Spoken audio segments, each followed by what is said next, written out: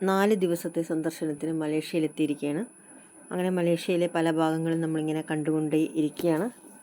അപ്പോൾ നമ്മളിപ്പം എന്താ പറയുക, കിങ് പാലൻസും നാഷണൽ മൊമെൻറ്റും ഇൻഡിപെൻഡൻസ് സ്ക്വയറും പിന്നെ ഇത്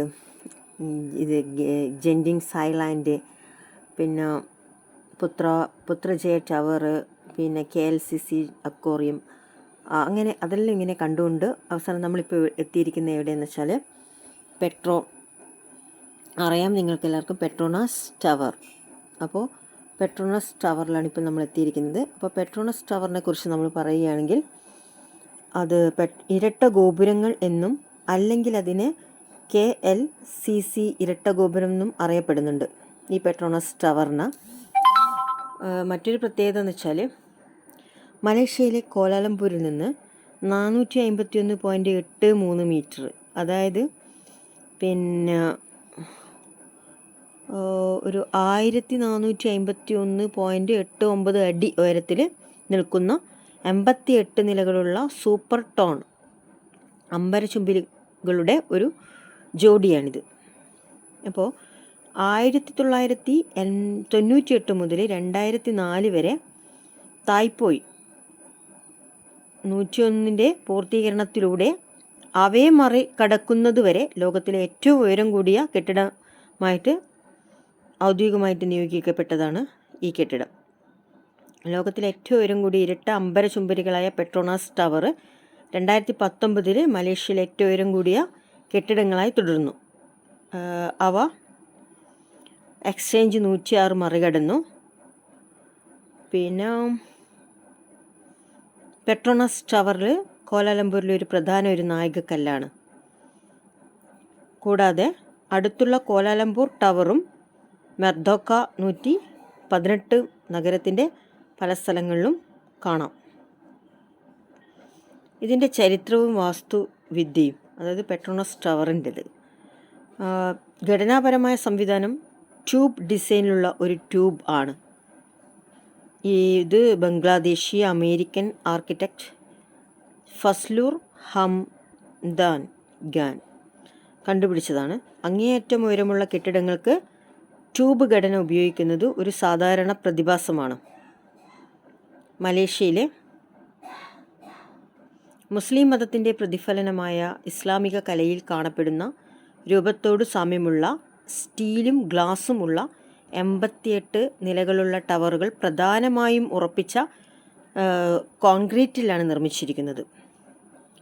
രൂപകൽപ്പനയിലെ മറ്റൊരു ഇസ്ലാമിക സ്വാധീനം ടവറിൻ്റെ ക്രോസ് സെക്ഷൻ ഒരു റബ് എൽ ഹിസ്ബിൻ്റെ അടിസ്ഥാനമാക്കിയുള്ളതാണ്. പിന്നെ ഓഫീസിൻ്റെ സ്ഥല ആവശ്യങ്ങൾക്ക് നിറവേറ്റുന്നതിന് വൃത്താകൃതിയിലുള്ള സെക്ടർ ചേർത്തിട്ടുണ്ടെങ്കിലും വൃത്താകൃതിയിലുള്ള സെക്ടറുകൾ കുത്തബ് മിനാറിൻ്റെ താഴെയുള്ള ഭാഗത്തിന് സമാനമായിട്ടാണ് കാണപ്പെടുന്നത്. പെട്രോണസ് ടവറും അതായത് കുത്തബ് മിനാറിൻ്റെയും താഴത്തെ ഭാഗത്തുള്ള സമാനമായ വൃത്താകൃതിയിലുള്ളൊരു സെക്ടറിൽ കാണപ്പെടുന്നു. ഇത് രണ്ടും. പിന്നെ അതേപോലെ അർജൻറ്റീന അമേരിക്കൻ ശില്പിയായ സെസാർ പെല്ലിയാണ് ടവർ രൂപകൽപ്പന ചെയ്തത്. മലേഷ്യയിലെ കോലാലംപൂരിനായി 21ാം നൂറ്റാണ്ടിൽ ഒരു ഐക്കൺ സൃഷ്ടിക്കാൻ ഒരു സവിശേഷമായ ഉത്തരാധുനിക ശൈലി തിരഞ്ഞെടുത്തു. പെട്രോണസ് ടവറുകളുടെ ആസൂത്രണം ജനുവരി 1, 1992 ആരംഭിച്ചത്. കൂടാതെ രൂപകൽപ്പനയിൽ കാറ്റിൻ്റെ ഘടനാപരമായ ലോഡുകളുടെയും ആകർഷണമായ പരിശോധനകളും സിമുലേഷനുകളും ഉൾപ്പെടുത്തിയിട്ടുണ്ട്. 1993 മാർച്ച് 1 ആരംഭിച്ച ഉദ്ഖനനത്തോടെ യഥാർത്ഥ സെല്ലാഗുൾ ടഫ് ക്ലബിൻ്റെ മുൻ സ്ഥലത്ത് 7 വർഷത്തെ നിർമ്മാണം തുടർന്നു. ഉപരിതലത്തിൽ നിന്ന് 30 മീറ്റർ, അതായത് 98 അടി താഴേക്ക് കുഴിക്കാൻ എല്ലാ രാത്രിയും 500 ട്രക്ക് ലോഡ് മണ്ണ് നീക്കുന്നത് ഉൾപ്പെട്ടിരുന്നു. പിന്നെ സൂപ്പർ സ്ട്രക്ചറിൻ്റെ നിർമ്മാണം, അതായത് 1994 ഏപ്രിൽ 1 ആരംഭിച്ച് ഫർണിച്ചറുകളുടെ ഇൻറ്റീരിയറുകൾ 96 ജനുവരി 1. അതേപോലെ ടവർ 1, ടവർ 2 എന്നിവയുടെ സ്പിയറുകൾ പിന്നെ 1996 മാർച്ച് 1 പൂർത്തിയാക്കി. ഇതിൻ്റെ നിർമ്മാണം ആരംഭിച്ച് 3 വർഷത്തിന് ശേഷം പെട്രോണസിൻ്റെ ആദ്യ ബാച്ച് 1997 ജനുവരി 1 ഉദ്യോഗസ്ഥർ കെട്ടിടത്തിലേക്ക് മാറിയിട്ടുണ്ട്. പിന്നെ 99 ഓഗസ്റ്റ് 30 പൂർത്തിയാകുമ്പോൾ മലേഷ്യയിലെ ഏറ്റവും ഉയരം കൂടിയ കെട്ടിടമായിരുന്നു ഇത്. പരീക്ഷണ ദ്വാരങ്ങൾ യഥാർത്ഥ നിർമ്മാണ സ്ഥലം ഒരു പാറയുടെ അരികിൽ ഫലപ്രദമായി ഇരിക്കുന്നതിനായി കണ്ടെത്തി. സൈറ്റിൻ്റെ ഒരു പകുതി ദ്രവിച്ച ചുണ്ണാമ്പുകല്ലും മറ്റേ പകുതി മൃദുവായ പാറയുമായിരുന്നു. കെട്ടിടങ്ങൾ പൂർണ്ണമായും മൃദുവായ പാറയിൽ ഇരിക്കാൻ അനുവദിക്കുന്നതിനായി മുഴുവൻ സ്ഥലവും 61 മീറ്റർ ശിലാപാളിയുടെ ആഴം കാരണം ലോകത്തിലെ ഏറ്റവും ആഴമേറിയ അടിത്തറയാണ് കെട്ടിടത്തിന് നിർമ്മിച്ചിരിക്കുന്നത്. 60 മുതൽ 114 മീറ്റർ വരെ ആഴമുള്ള 104 കോൺക്രീറ്റ് കൂമ്പാരങ്ങൾ നിലത്തിറങ്ങിയിട്ടുണ്ട്. അതേപോലെ 13,200 ക്യൂബിക് മീറ്റർ കോൺക്രീറ്റ് അടങ്ങുന്ന കോൺക്രീറ്റ് റാഫ്റ്റ് ഫൗണ്ടേഷൻ 54 മണിക്കൂർ കാലയളവിൽ ഓരോ ടവറിനും തുടർച്ചയായി ഒഴിച്ചിട്ടുണ്ട്. പിന്നെ ചങ്ങാട്ടത്തിന് 4.6 കനം, പിന്നെ 32,500 ടണ്ണും ഭാരമുണ്ട്. 2007 വരെ ഏറ്റവും വലിയ കോൺക്രീറ്റ് ഒഴിച്ചതിൻ്റെ ലോക റെക്കോർഡുണ്ടായിരുന്നു. ബാച്ചി സെലറ്റ ജെ 12 മാസത്തിനുള്ളിൽ ഫൗണ്ടേഷൻ പൂർത്തീകരിക്കുകയും വൻതോതിൽ കോൺക്രീറ്റ് ആവശ്യമായി വരികയും ചെയ്തു. 6 വർഷത്തിനുള്ളിൽ കെട്ടിടം പൂർത്തീകരിക്കുമെന്ന് മലേഷ്യൻ ഗവൺമെൻറ് വ്യക്തമാക്കിയതിൻ്റെ ഫലമായിട്ട് ഓരോ ടവറിനും 1 വീതം സമയപരിധി പാലിക്കാൻ 2 കൺസൾട്ടേഷനുകളെ നിയമിച്ചു. ടവർ 1 പടിഞ്ഞാറൻ ഗോപുരം, മുകളിൽ വലത് ഫോട്ടോ ഇടത്. ഓക്കെ, പിന്നെ അതേപോലെ തന്നെ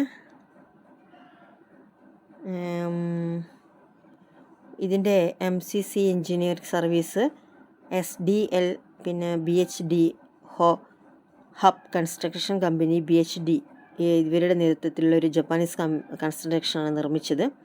ടവർ 1 കിഴക്കൻ ഗോപുരം ഇതേപോലെ തന്നെ ദക്ഷിണ കൊറിയൻ കൺസ്ട്രക്ഷനാണ് ഇത് നിർമ്മിച്ചത്.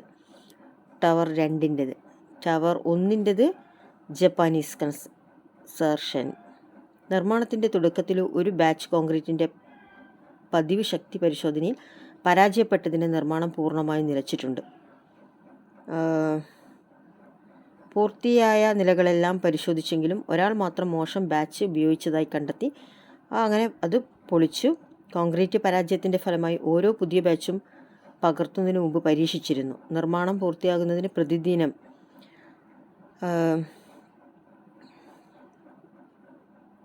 $7 ലക്ഷം ചിലവായിട്ടുണ്ട്.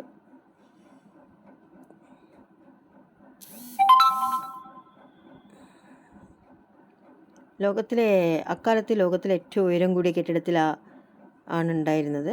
പിന്നെ സ്റ്റീൽ ഇറക്കുമതി ചെയ്യുന്നതിൻ്റെ ഭീമമായ ചെലവ് കാരണം ഉയർന്ന കരുത്തുള്ള ഉറപ്പുള്ള കോൺക്രീറ്റിൻ്റെ വില കുറഞ്ഞ റാഡിക്കൽ ഡിസൈനാണ് ടവറിൽ ഉപയോഗിച്ചിരുന്നത്. ഉയർന്ന കരുത്തുള്ള കോൺക്രീറ്റ് ഏഷ്യൻ കരാറുകാർക്ക് പരിചിതമായ ഒരു വസ്തുവാണ്. പിന്നെ നിരവധി സിനിമകൾ ചിത്രീകരണം നടത്തിയിട്ടുണ്ട്. 1999 പുറത്തിറങ്ങിയ എൻട്രാപ്മെൻറ്റ് എന്ന സിനിമയിലെ ടവറുകളുടെ പ്രാധാന്യത്തെ അവതരിപ്പിക്കുകയും പേര് പരാമർശിക്കുകയൊക്കെ ചെയ്തിട്ടുണ്ട്. ടവറുകൾ ചിത്രീകരിച്ച നിരവധി രംഗങ്ങൾ ക്ലൈമാക്സ്, സ്കൈ ബ്രിഡ്ജ് എന്നിവ ചിത്രീകരിച്ചിട്ടുണ്ട്. പിന്നെ ബോളിവുഡ് ചിത്രം ഡോണ് ചിത്രീകരിച്ചിട്ടുണ്ട്. നിരവധി തമിഴ് സിനിമകൾ ഇതിൽ ചിത്രീകരിച്ചത് നമുക്ക് കാണാൻ പറ്റും. പാട്ടുരംഗങ്ങളിലൊക്കെ ഇതിനെ പശ്ചാത്തലമാക്കിയിട്ട് നിരവധി പിക്ചറുകളുണ്ട്.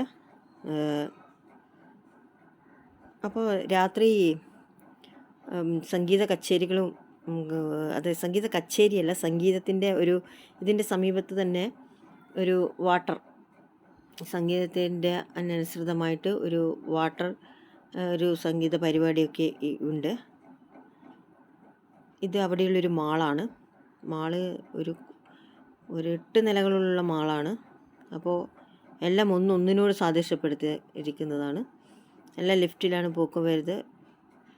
സ്റ്റെപ്പും ഉണ്ട്, ലിഫ്റ്റും ഉണ്ട്. ഞങ്ങളിതെല്ലാം ചുറ്റിക്കണ്ട് അതിനുശേഷം രാത്രി നമ്മൾ ആ ജലത്തിൻ്റെ സംഗീത പരിപാടിയിൽ അത് ഒരു 8 മണിക്ക് തുടങ്ങും. ഒരു 15 മിനിറ്റ് 20 മിനിറ്റ് മാത്രം നീണ്ടു നിൽക്കുന്ന ആ സംഗീത പരിപാടി നമ്മൾ കണ്ട് അതിനുശേഷം പെട്രോൺ സ്ട്രിങ്സ് ടവറിൽ നിന്ന് നിരവധി പിക്ചറുകളൊക്കെ എടുത്ത് ഇതൊരു വൈകുന്നേരം നമ്മൾ വന്നിരുന്നു. ഇതേപോലെ തന്നെ ഇതിനു മുമ്പ് ഞങ്ങളൊരു പകലും വന്നിരുന്നു, പിന്നീട് ഒരു രാത്രിയും വന്നിരുന്നു.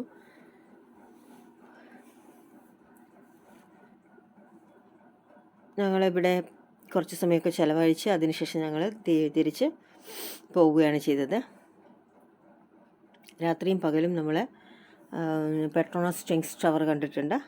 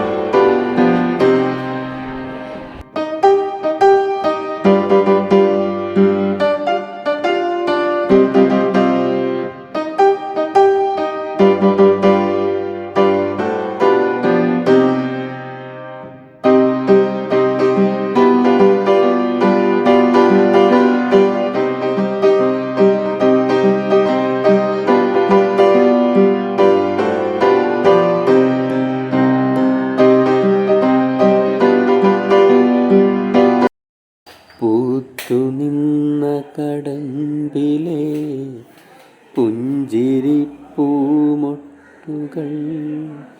തോരാനിന്മയിൽ മാഞ്ഞുപോയെന്നോ കളഭമില്ലാതെ നെയ്ത്തിരി നാളമില്ലാതെ നീ നേകനായി തേടുമീ കൂടിനും പനിനീർമണം തേണുമീ തെന്നലേ എന്നോടു തുണരുന്ന പുലരികളെ എന്നോടു എന്നോടൊത്തു കിനാവു കണ്ടു ചിരിക്കുമിരവുകളെ. യാത്ര തുടരുന്നു, ശുഭയാത്ര നേർന്നു വരൂ, എന്നോടൊത്തുണരുന്ന പുലരികളെ. എന്നോടൊത്തു കിനാവു കണ്ടു ചിരിക്കുമിരവുകളെ. യാത്ര തുടരുന്നു, ശുഭയാത്ര നേർന്നു വരൂ.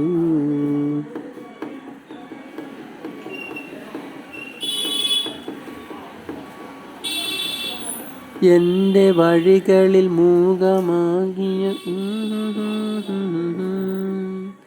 എൻ്റെ വഴികളിൽ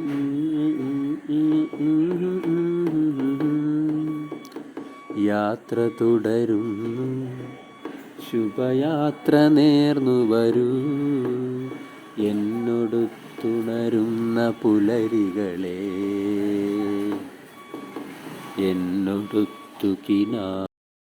എന്നോടൊത്തുണരുന്ന പുലരികളെ.